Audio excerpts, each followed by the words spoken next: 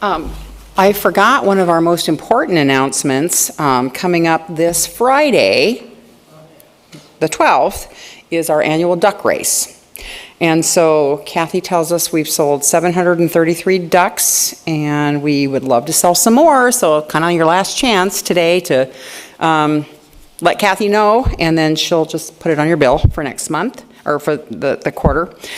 So again, that duck race is at Prentice Park Pool. It's from 6 to 7.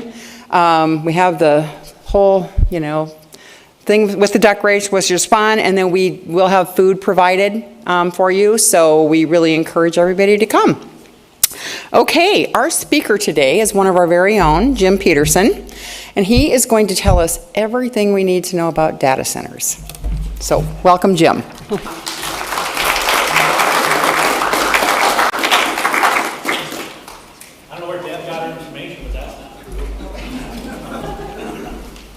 For the guests that are here, the reason we do Sergeant of Arms or those type of questions, we raise a little money, it goes in the bucket, you don't have to put anything in, and then we donate it back to the community. So that's the purpose.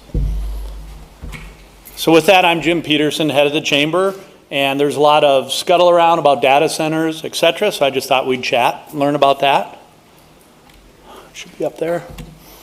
But before we start, I think we need to recognize, right, as a community, we won the Governor Community of the Year Award.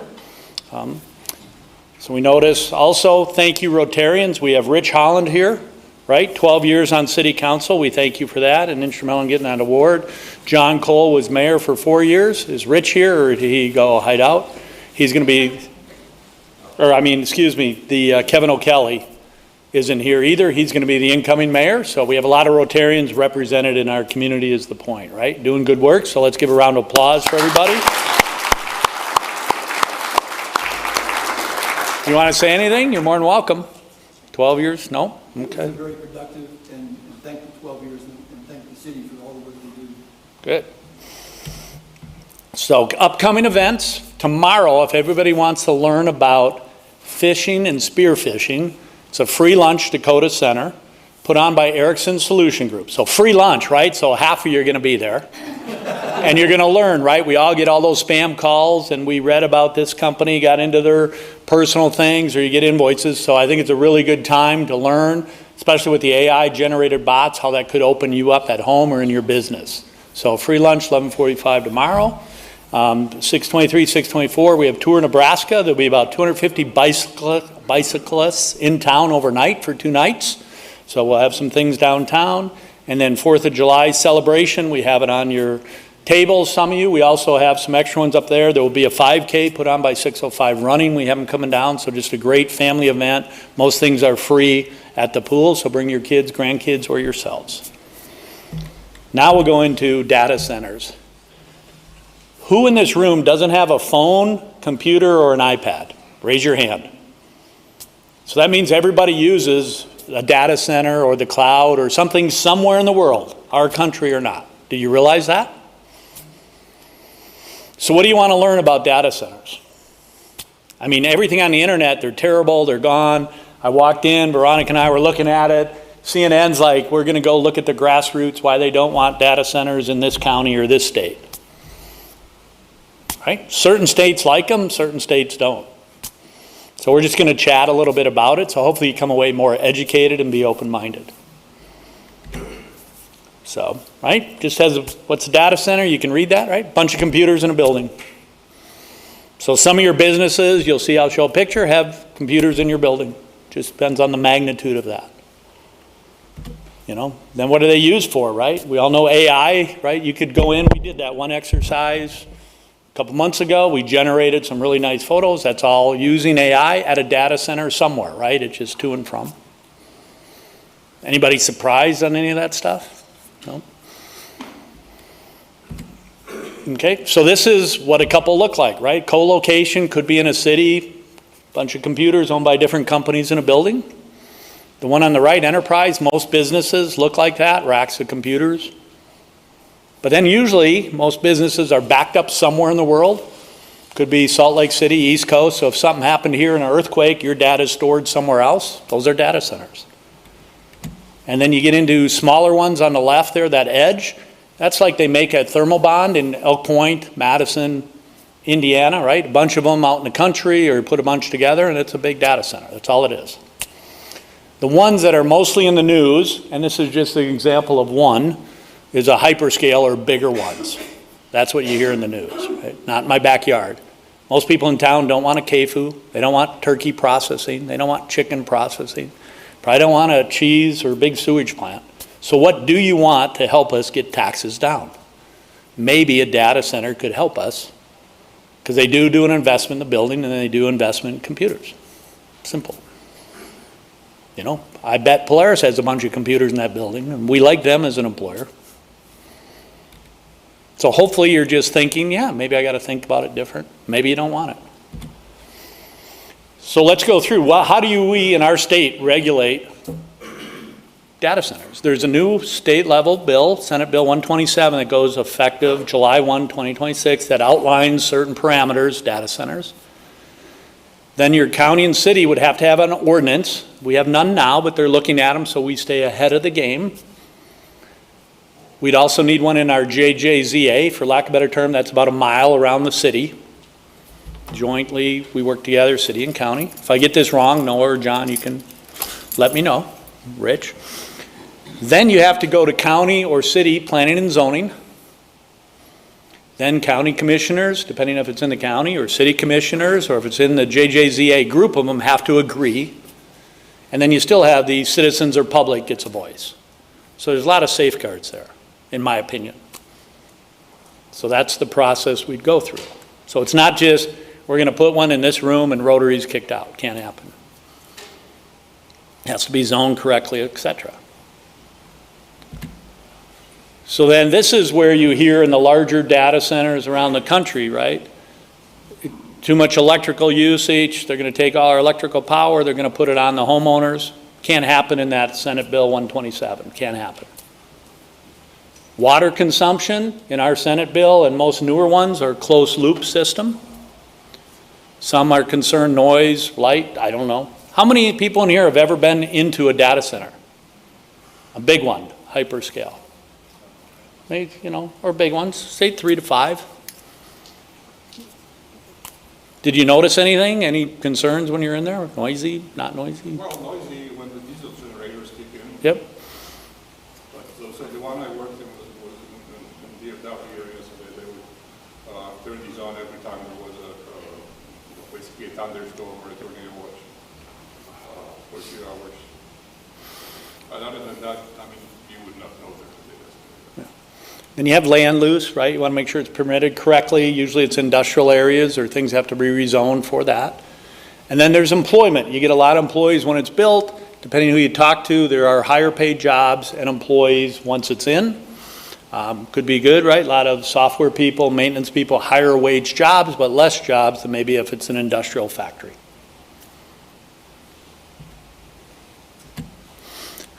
There's a difference too in the big, you know, there's the AI ones we use, and then there's the crypto, and somebody could explain it better than me, but crypto has the big spikes up and down, so most areas just want the AI, it's a little more level this way. Then if you go discussion points people make, right, there's the people that don't want it no matter what, there's people that want it no matter what. You do get tax revenue, depending where it is, right, on the building. If it's in the city, you could get tax revenue from sales tax on the electrical, 2% of all that electrical used. And I forgot to say, it also has to get approved by state PUC, Public Utilities Commission. It has to be, make sure there's enough demand. If it's electricity, most are electricity first, then backup generators. So there, you have to work with different groups to get it through.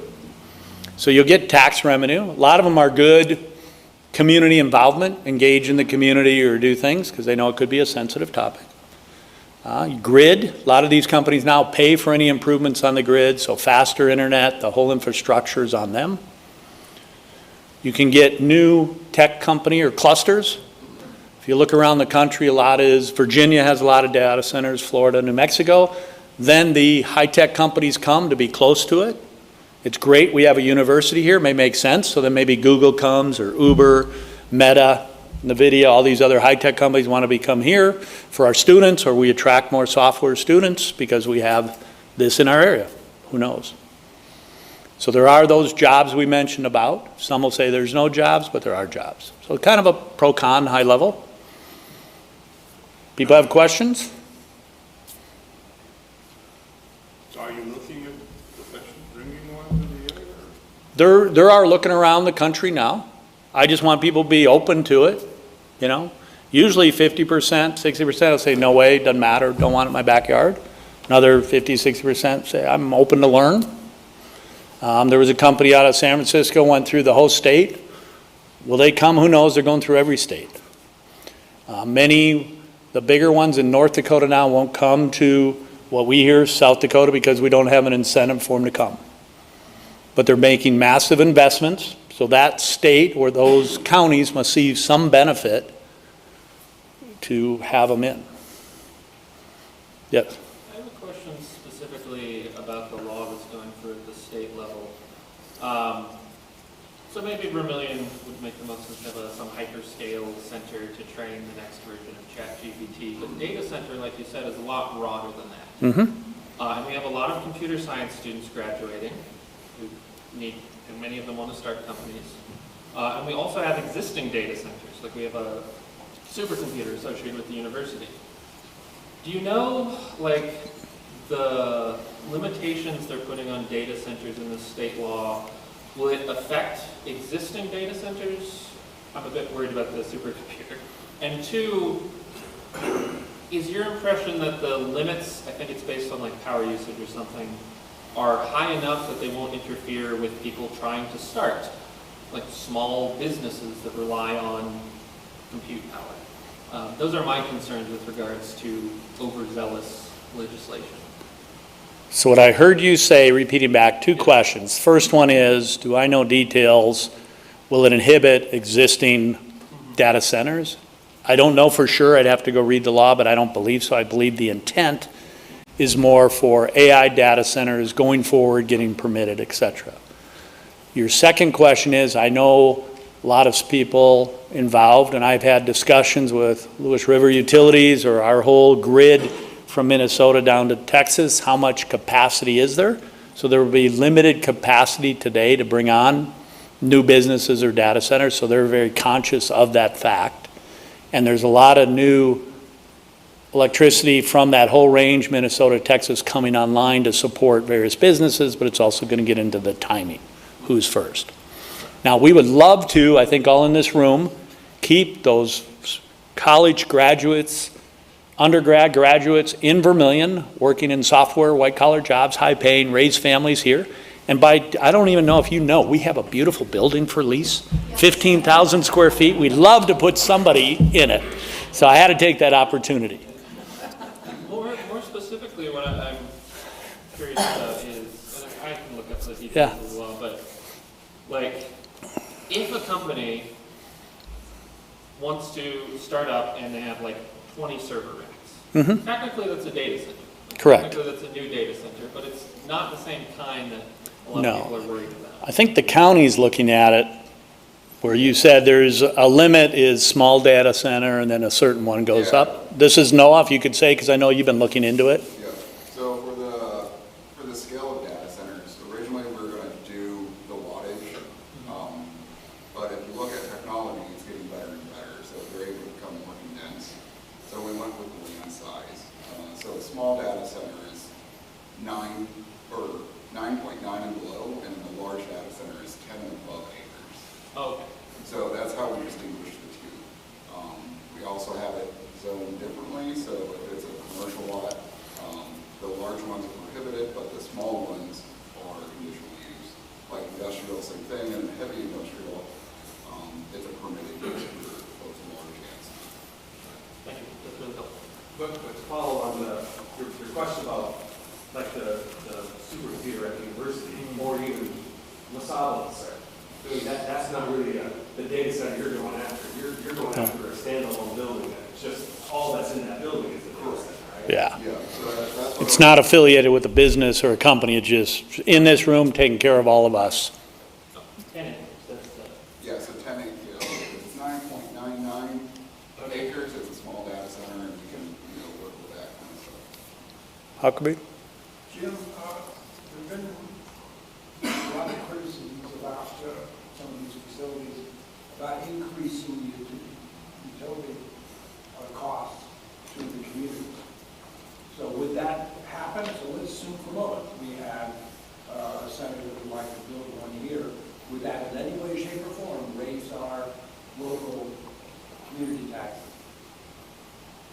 I'll let Noah speak, and then I can. Yeah, so I actually talked to Clay Union about this. It's out in the county, obviously, a little bit different than the city. But for Clay Union, if the data center does decide to come to the county, they'll be digging their own trenching line, and so it'll be on their own grid, more or less. So the actual grid of the county won't be affected by the data centers, because they'll be on their own. And SB 127 says those costs in electricity, high level, can't be passed on to consumers. I mean, we always get rate increases, inflation, and things that have to get improved. Some counties see a benefit because they then bring in a better grid and let cities or counties tap into that. So, but high level with our state can't be passed on. Yes. So do you know what sort of incentives the data centers, the companies that want to build data centers look for when establishing one? And maybe as a counterbalance, do they typically provide any sort of investment into the local community or infrastructure? So in certain states, not ours, they do get, they're not taxed maybe on the reuse of computers, because every few years they replace computers. Our state you would. Our state front loads a lot of the taxes on companies. So the only avenue our state overall could do, you could apply to there's no carte blanche. You could apply to the city. If it's in the city, you could probably look at the state, gives a sales tax rebate to them if they create enough jobs and things. That's really, in our state, we're limited on incentives to businesses on a ready loan, which is a loan through the state, lower interest, or a little sales tax relief if it's over a big enough investment. Whereas you go to North Dakota, some of these states will pay for infrastructure, we'll do this, we'll do that. Usually it's that sales tax on equipment they're looking for. Most of them now are very good community-oriented folks. So they work with the community, call it what you want, could be this or that a community has a need, can't fund it, they find a way to assist the city in getting that. Right, because they're going to be in it for the long run, want to be a good community neighbor. So it could be a mutually beneficial arrangement. You'd want to find mutually beneficial arrangements. Jim, Scott? thank you. So speaking of long-term, is the data center the foreseeable locked end of time? The communication has changed in 60 years, from phones to computers, technology, we got it all. They're going to make a big investment in this thing, and they're counting on it lasting for decades, put the investment in to get the return back for profits. That this data center idea is going to be with us for decades, or is this another flash in the pan for 10 years? I don't know if I can answer that, but I would say you have to look at if people are investing tens of millions, hundreds of millions, they have more knowledge than me, so they're saying must be good for a while, whatever that is, 10, 20, 30 years, I don't know. But Hundreds of millions or hundreds of billions? I'm looking at an RRB, hundreds of millions, could be right tens of millions, but really it's, if somebody put a bigger data center, you're hundreds of millions of dollars. But in the country, it's hundreds and hundreds of billions. Yeah, and It's moving so fast, the dates, they're going to be changing the dates. What it is then, right now, 10 years from now, you're going to re-overhaul that data center and the inside will look different. so I still think the infrastructure of the building is the same. yeah, you're gonna have a big outside building of something, but the internals could be different and all that, because they started out somewhat smaller ones around the country, now they're going to bigger ones, there's some really large ones, so we have to see what fits with our counties and folks. Greg? Jim, a good segue off of that would be something I heard this morning, is Elon Musk intends to put some in outer space. Not sure what would power it. He does not have the technology to do that. That's what Right. That's what he's putting out. Did you buy a stock today? That's why you're bringing it up? What he puts in his IPO is not needed. Yeah. But no, it is, right now, let's say that hundreds of millions investment, some is equipment, but how many think our property taxes are too low in our county? So this would be a way, right? We want it to be right and right permitted, But this could be a way, if somebody made hundreds of millions of dollars or in a building, 50 million, 100 million, helps property tax. Could be done correctly, right location, all those things. Kelsey. So Jim, I think obviously you are coming at this from a very specific perspective, and I think that's totally fine. I don't necessarily feel like this is a completely balanced discussion of data centers. Sure. And I would love maybe at some point to be able to have a different perspective. I don't think that, I've not met anybody that has an issue with small data centers. Right. That's not something that you really run into. But when we're talking about these hyperscale data centers, the issues that people have with them are not, I think, totally represented in this presentation, which is fair because that's not your job. Yeah, and we're not done yet, so you go, see, wait, give me 2 more slides. Okay. Then we'll see. And I'm just going to say, like, as far as to Scott's point, Yeah. I think one of the issues that a lot of people are seeing is that there's a huge amount of building, or at least attempting of building all over the country from competing companies that are kind of in an arms race to be able to establish their footprint and come out on top. At this point, what they are proposing is beyond what would ever be needed if they were all built. They're hoping that one of them or 2 of them will come out on top. And if you are a community that's built a hyperscale data center in your community and your company isn't the one that comes out on top, you've got a really great place to play laser tag. Yeah. And a lot of farm ground that just got taken out of production for it. And so I think that we have to have nuanced conversations about what those things do to our community and the resources they take. Right. At this point, no AI company has actually made a profit. They have made revenue, but they have not made a profit, and they don't have plans that are looking like they could be profitable. They're still figuring out their use cases. And so I think it's a huge risk for a community to take when we have so many unknowns. And I think that that's something that when people are saying that they've got concerns, I don't think those concerns are just not in my backyard. I think that they're larger than that. And I just want to give voice to that. Yep. So let's go through this, right? So to do it, a larger one, we're talking about AI data center, right? You need conditional approval, but we need to be very clear going into it, right? Very transparent and clear. Just read that, right? You got to know, is it the benefit for the community or where it's going to be? Transparent, how much energy or water, how much staffing, right? And I've read a lot of negatives, read a lot of positives, it's here and there. So now you go to the next one, right? Ask the right questions. So hopefully you can read that, right? Yeah, Jim, Go ahead, say Ratish. if you have the potential clients who would want to invest in big data center to us, no doubt that there are a lot of other factors in what has been played and talked about earlier too. That yes, there are negatives and positives with that, pros and cons with that. But many other states got that and they benefited with that investment. So, certainly I think interest would be that how would you bring to our county and our area, definitely. But you have the client, you work so hard, but so far we have not had any investment of that nature in South Dakota because of incentive issue. So you might work hard at county level and city level, but if state has some issues with that, so would you have to work together with that, or do you see any potential that there will be hurdles on it that can be achieved that or not? Well, there was going to be one in Sioux Falls, right? And due to public opposition or whatever, they're just all on hold. So go ahead. One thing with power situation, like what we're talking about, I see in the news a lot of talk around that they install mini nanonuclear plants, right by that. So that does not cause burden on the other users, and the rates don't go up. So would there be a possibility that if there's a client who would talk to them, how about to establish that together? I don't know if they'd come to South Dakota, let alone, hyperscale, let alone Clay County, but you just want to be open-minded, get all the facts, right? Pro side, con side, what's sense, and then it's going to be up to county commissioners and ordinances, city councilors to start the process. Some are environmental friendly, some probably aren't. Some can depend on the owner, some are not.